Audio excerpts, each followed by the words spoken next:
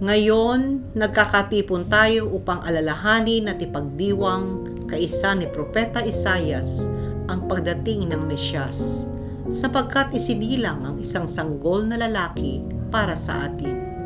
Ibibigay sa kanya ang pamamahala at siya ay tatawaging kahangahangang tagapayo, makapangyarihang Diyos, walang hanggang Ama, prinsipe ng kapayapaan. Magiging malawak ang kanyang kapangyarihan at walang katapusang kapayapaan ang ipagkakaloob sa trono ni David at sa kanyang kaharian. Nagkakatipon tayo ngayon upang muling alalahanin at ipagdiwang ang kaluwalhatiang nasaksihan sa sabsaban sa mga pastol na nagbabantay ng kanilang kawan at kay Jose at Maria na nag-aaruga sa sanggol na Mesyas. Ating sindihan ngayon ang kandila na tinatawag na Christ Candle, na sagisag ng kaluwalhatian na dumating sa di inaasahang mga lugar at para sa ating lahat na hindi karapat-dapat. Ito ay naganap upang tayo ay maging mga taong hahanap at susunod kay Hesukristo na ating Panginoon at maranasan ang kanyang kaluwalhatian ngayon at sa lahat ng panahon.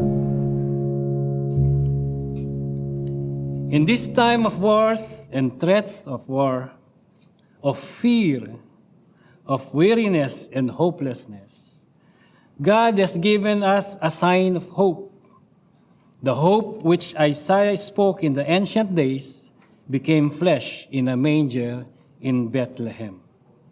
Not in the form of a powerful ruler or a mighty army, but a simple baby.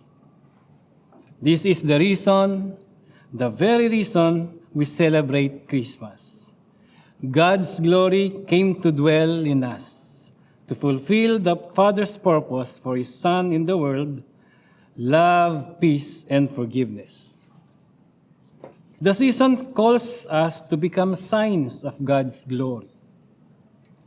Now is our opportunity to respond to the renewed vision of the United Methodist Church, to reclaim a deeper identity, to be disciples of Jesus Christ, empowered by the Holy Spirit, to love boldly, to serve joyfully, and to lead courageously. Ang unang pagdating ni Jesus ay isang misyon ng pagtubos, pagkakasundo at pahayag. Nagtatapos sa kanyang kamatayan at pagkabuhay na maguli, na mag-alay ng kaligtasan at ang bagong relasyon sa Panginoon. Paano po natin gagamitin itong mga tanda sa ating kasalukuyang panahon? Una, kilalanin natin ang mga palatandaan. Dapat na maunawaan ang mga espiritual na katotohanan sa pamamagitan ng kasulatan, panalangin at tinig ng espiritu, hindi lamang pangyayaring pisikal. Kailangan po nating malaman ang pinapahayag ng banal na kasulatan. Hindi lamang tayo titingin doon sa kung ano yung sinabi doon sa pisikal, yun ay yun. Meron po siyang malalim na mas kahulugan. Titignan natin yung spiritual side po noon. Ang pangalawa, maging tagapagpadala ng palatandaan. Tinawag tayo na maging tagapagpakita ng Emmanuel sa tahanan, sa trabaho, sa komunidad, sa pamamagitan ng pagmamahal, integridad at pagiging halimbawa. Pangatlo, muli nating ibalik ang pagkamangha. Sa isang panahon ng siyensya, maaaring isipin ng ilan na ang pagbubuntis ng birhen ay isang kakaibang idea. Ang kakaibang bagay ay hindi laban sa siyensya, kundi higit pa rito, ang pagpasok na walang hanggan sa panahon. At ang huli, maghintay sa ikalawang pagdating. Habang ipinagdiriwang natin ang unang pagdating, dapat na tayo maging alerto sa kanyang pagbabalik. You're weary because the battle is taking longer than it should. You're still sick, you're still poor, you're still single, you're still jobless. Pagod ka na. Na kahit matulog ka, it doesn't fix it. Pagising mo sa umaga, tingin mo, ayun pa rin ang problema mo. You believe that you can do it on your own. Pero dati, naniniwala ka pang that you will overcome. Dati, naniniwala ka pa na kaya mong pagtagumpayan ang lahat. But right now, as you can see, there's nothing to look forward to. I'm hopeless. So, what must I do? Escape? Quit? Ano pa ang pwede natin gawin? Run away? Or a better solution? Kung walang mapupuntahan sa harap, kung walang mapupuntahan sa likod, pwedeng-pwede ka pa ding tumingala. Di po ba? Sa Kanya. Because help is on the way. Ngunit, ang katahimikan ng Diyos ay hindi parusa, kundi paghahanda. Sa katahimikan na pinalalim ng Diyos ang pagtitiwala ni Zacarias. Baka sa katahimikan ay andon ang pagpapaanyaya ng Diyos na magtiwala sa Kanya kahit hindi mo makita ang kahahantungan nito. Ang kwento na ito ay isang napakagandang halimbawa ng katapatan or faithfulness and divine timing. Ang mahalagang paghihintay ni na Zacarias at Elizabeth ay hindi tanda ng kawalan ng Diyos, kundi paghahanda para sa isang himala na magbabago sa takbo ng kasaysayan. Itinuturo sa atin ito na kumapit sa pag-asa kahit na ang ating mga kalagayan ay tila imposible.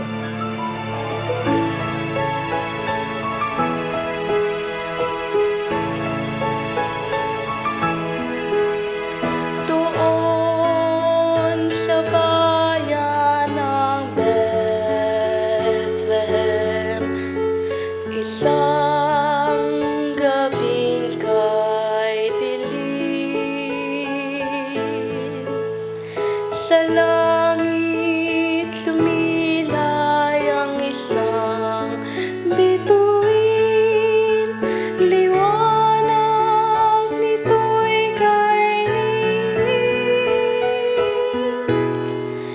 nagbigay ng tanglang sa bawat nilalang. Ang anak ng Diyos ay sumilay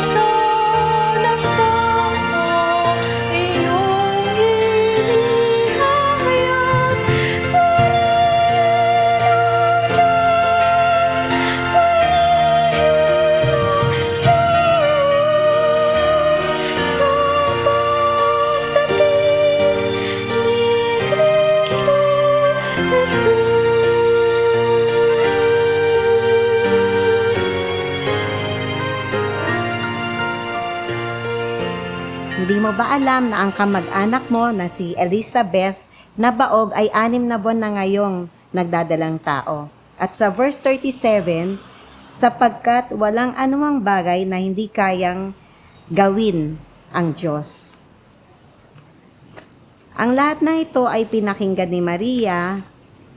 At pagkatapos sa number 3, Mary has a heart that submits to the will of God. After niyang marinig ang lahat ng sinabi ni Angel Gabriel, ito na lang po yung winika niya. Sa verse 38, ako'y alipin ng Panginoon, mangyari nawa sa akin ang iyong sinabi. Ang pagpili ng Diyos ay hindi ayon sa antas na ating pamumuhay. God plans, God initiates, God executes until fulfillment of His word. Ang Diyos ay nagtaplano, gumagawa ng panimulang hakbang hanggang sa dadalhin niya to sa katapusan ng kanyang layunin.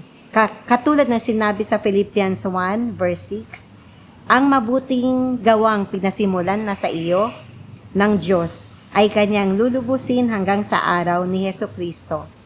Sa English po, He who began a good work in you will complete it until the day of Jesus Christ. Kaya nga sa tanong natin, bagong paglikha, tinanggap mo na ba?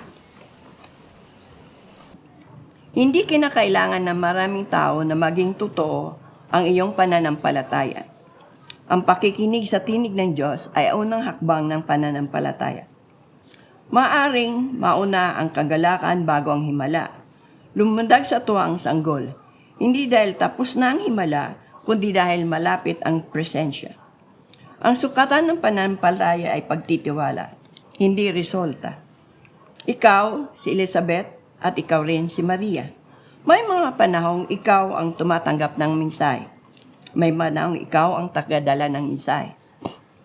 Sa 5 bahagi, ang pananampalataya ang tulay sa pagitan ng dalawa.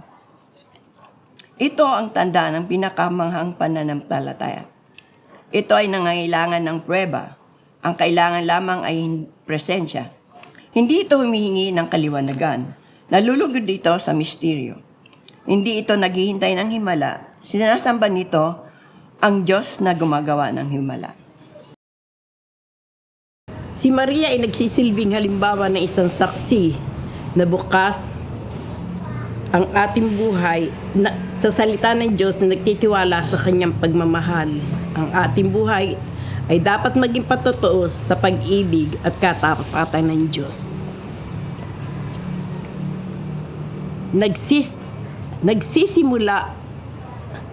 Nagsisimula ang pagsaksi sa pagsamba. Hindi sa mga salita. Sinabi ni Maria, halika kay Jesus. Sinabi niya, dinadakila ang aking kaluluwa ang Panginoon. Nagsisimula ang iyong pagsaksi kapag puno ng pagkamangha ang iyong puso, hindi ang takot. Ang tunay na pagsaksi ay nagtuturo ng katarungan ng Diyos. Hindi sinabi ni Maria, mabait ang Diyos. Sinabi niya, ibinaba niya ang mga pinuno, pinuspos ang mga gutom, pinauwi niya ang mayaman na hungkag. Ang pagsaksi ay hindi dapat umiwas katarungan ng Diyos. Lalo na kapag hinahamon nito ang kayamanan, kapangyarihan at pribilehiyo. Ang iyong kwento ay bahagi ng malaking kwento. Hindi inimbento ni Maria ang kanyang mensahe. Inugat niya ito sa kasulatan. Naging makapangyarihan ng iyong patotoo kapag nag-uugnay ito sa kwento ng katubusan ng Diyos. Hindi lamang ang iyong personal na ako'y naligtas. Hindi lamang sa iyong personal na ako'y naligtas na sandali. Ibinahagi ni Maria sa kanyang awit ang pagpupuri, pagpapasalamat, pagpapakumbaba. Pagbaliktad sa mundo, sinasabi sa awit 71, talatang 14, ang sabi ng Diyos, ililigtas ko ang mga tapat sa akin at iingatan ko ang sinumang ang tao'y kikilalanin, magiging mapalad.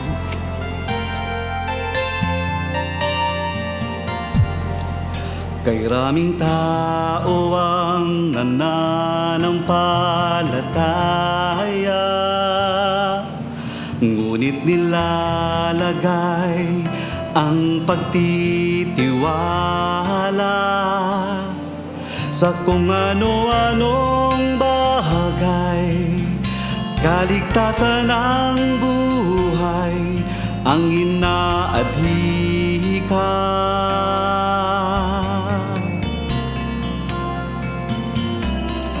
Ngunit sa dami ng mga paniniwala, tanging Ikaw, O Diyos, ang tunay naming tala. Kahit man may suliranin, panatag ang damdamin, ang isip at diwa.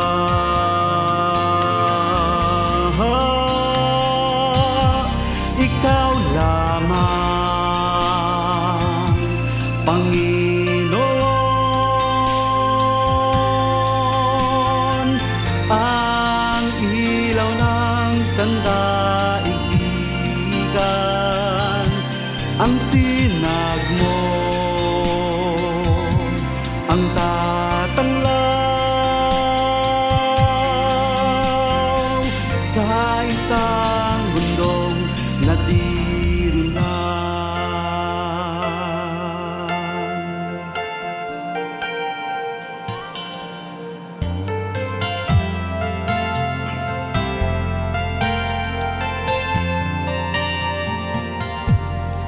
Ngunit sa dami ng mga paniniwala, tanging Ikaw, O Diyos, ang tunay naming tala. Kahit ba may suliranin, panatag ang damdamin, ang isip at diwa.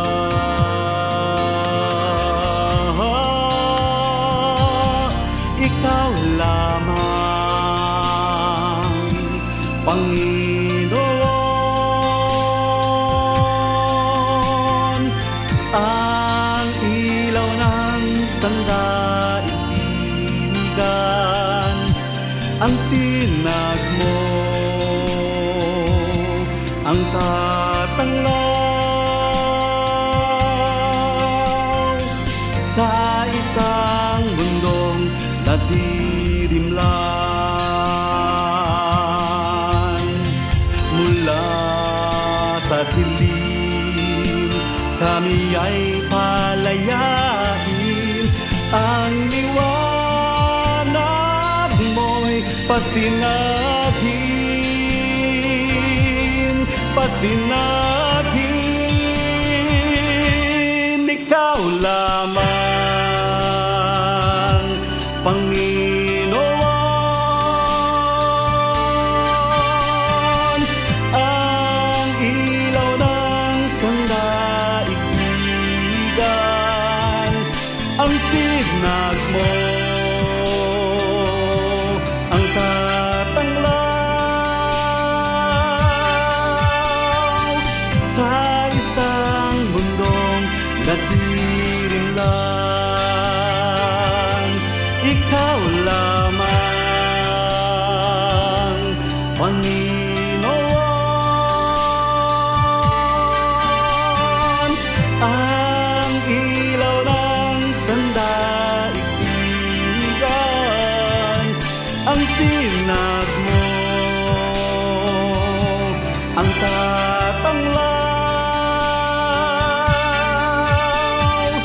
sa isang mundong nadiringan.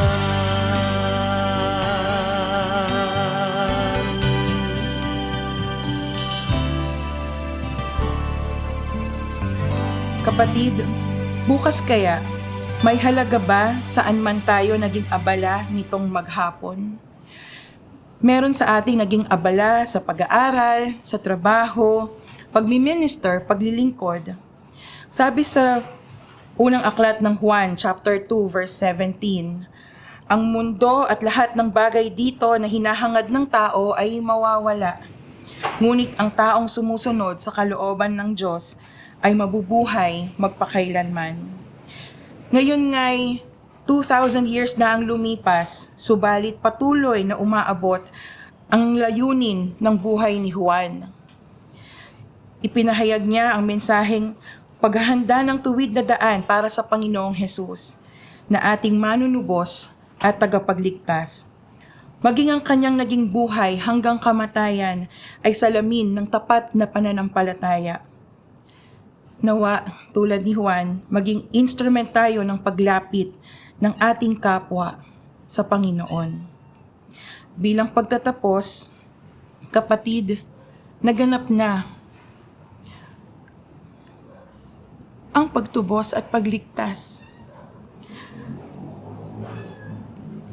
May palatandaan ka pa bang hinihintay? Huwag na natin pagtrabahuhan ang pagpapala. Huwag tayo maghintay sa himala at pagbabago. Ikaw mismo ang himala.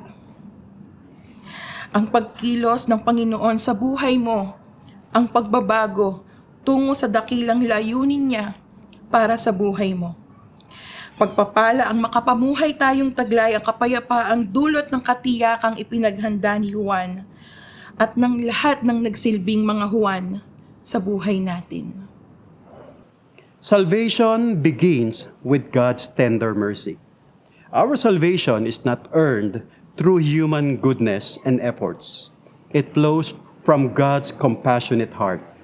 At sabi sa Ephesians 2, but God is so rich in mercy, and His love is so great, and He made us alive with Christ. At pangalawa, God is the light that breaks our darkness. He takes away our darkness of our sin, our ignorance, our fear, our doubts, and our despairs. Pangatlo, Jesus shines on those in the shadow of death.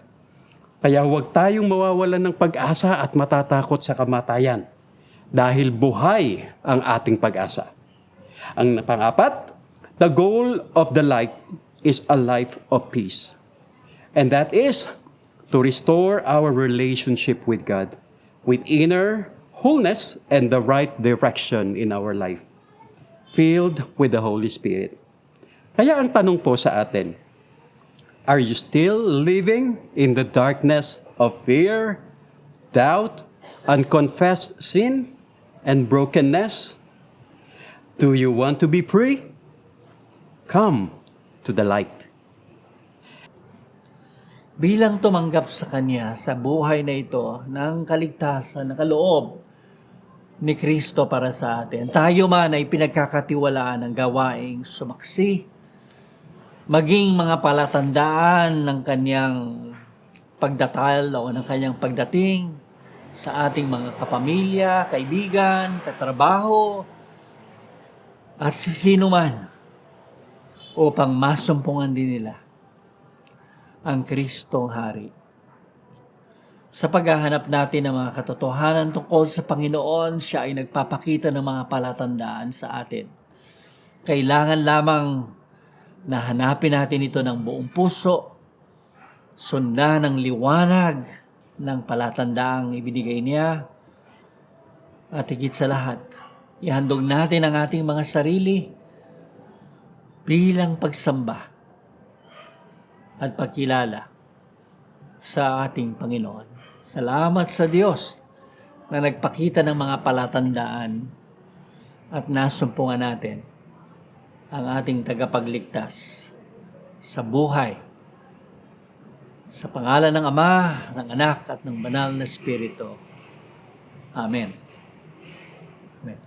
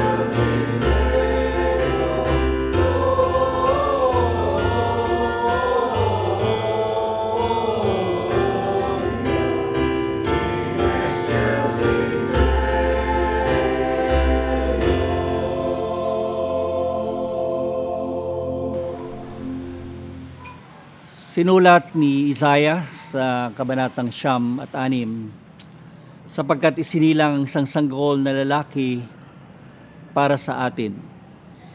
Ibibigay sa kanya ang pamamahala at siya ay tatawaging kahangahangang tagapayo, makapangyarihang Diyos, walang hanggang Ama, prinsipe ng kapayapaan.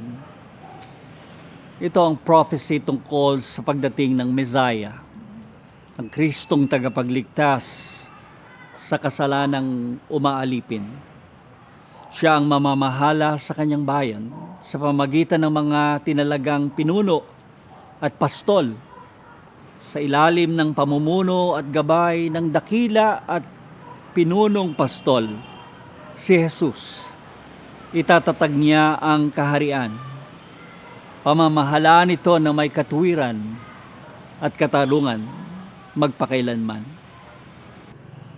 Ito ang hatid na pag-asa at pangako ng mabuti at matuwid na pamamahala, payapa at makatarungang pamumuhay sa bayang kumikilala at nagtitiwala sa kapangyarihan at karunungan ng Diyos at tagapagligtas. Sa gitna ng pagbubunyag sa katiwalian at korupsyon sa pamahalaan ngayon, kung saan sangkot ang mga lingkod ng bayan, mga pribadong kontraktor, sa milyon at bilyong pisong kickback, SOP, for the boys, under the table, commission para sa mga politiko. Dahil sa mga ghost projects, sa mga flood control projects na substandard ang mga materials at di tinapos. Ito ang nagpaalab sa galit at kawalang pagtitiwala sa ating mga pinuno ng bayan. Ito ang nagpasiklab laban sa panawagan sa katapatan, sa tungkulin, at pananagutan sa mga nasasangkot sa pagnanakaw sa yaman ng bayan. May bukas pa ba sa ating lupang hinirang? May liwanag pa bang tatanglaw sa ating kadiliman?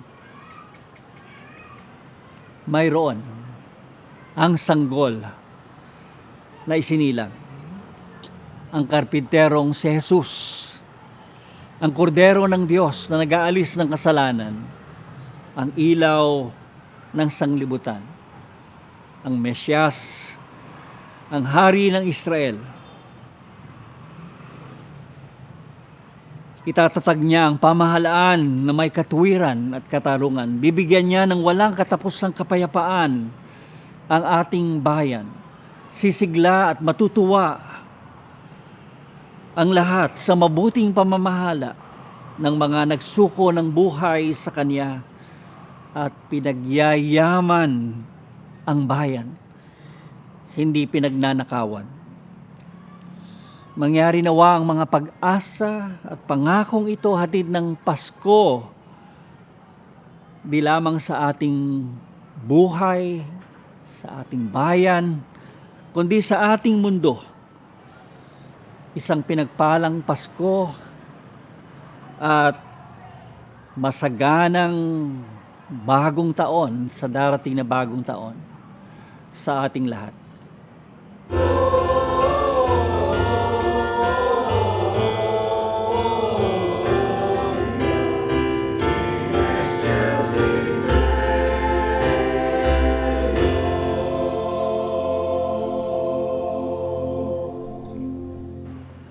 Tayo manalangin.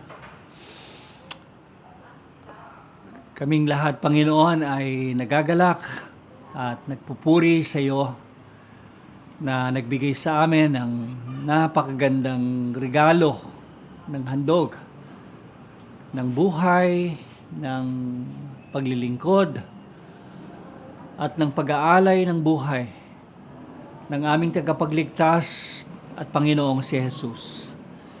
Sa araw ng Pasko na aming inaalala ay nagbigay sa amin ng mga yamang pangako, mga pag-asa sa ikagaganda at ikapagpapabago ng buhay ng lahat ng tao, O Diyos. Amin pong patuloy na inihahandog sa inyo ang pinakamataas na papuri at pasasalamat na masumpungan namin na kayo ang dahilan kung bakit napakaganda ng Pasko sa aming buhay na ito. Kayo'y nakilala namin, kami nakaranas ng pagpapatawad at ng pag-akay nyo sa bagong layunin, bagong direksyon, bagong mga hangaring magawa para sa iyo. Salamat, Panginoon, na kaming lahat ay pinag-alayan mo ng buhay upang dahil sa iyo ay mabuhay kami. Patuloy na pagpalain niyo ang aming bansa, Panginoon. Naghahangad kami ng pagbabago, ng pag-unlad, ng pagbabalik ng katuwiran, ng mabuting pamamahala, ng katapatan, at ng pananagutan sa aming mga pinuno.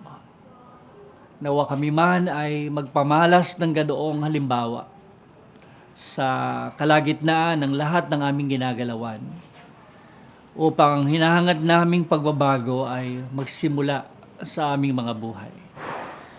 Patnubayan niyo po kami, Panginoon, sa patuloy naming paglalakbay hanggang sa pagtawid namin sa taong lilipas at darating sa kalooban mo ay lumago kami sa aming kaugnayan sa iyo, sa aming paglilingkod, sa aming pagsunod sa iyong kalooban. Salamat po na manatili kang sentro ng aming pagdiriwang, pagsasaya, pagbibigayan, at higit sa lahat sa pagmamahalan sa gitna o sa loob ng aming mga sambahayan, ng aming pamayanan, ng iglesia, at ng buong mundo. At mangyari lahat ang iyong pinaplano sa aming mga buhay na ito. Sa iyo namin inaalay ang pinakamataas na papuri at pagsamba at paghahandog ng aming mga sarili. Sa pangalan ng aming tagapagligtas at Panginoon at Haring darating, ang aming tagapagligtas na si Jesus. Amen. Amen.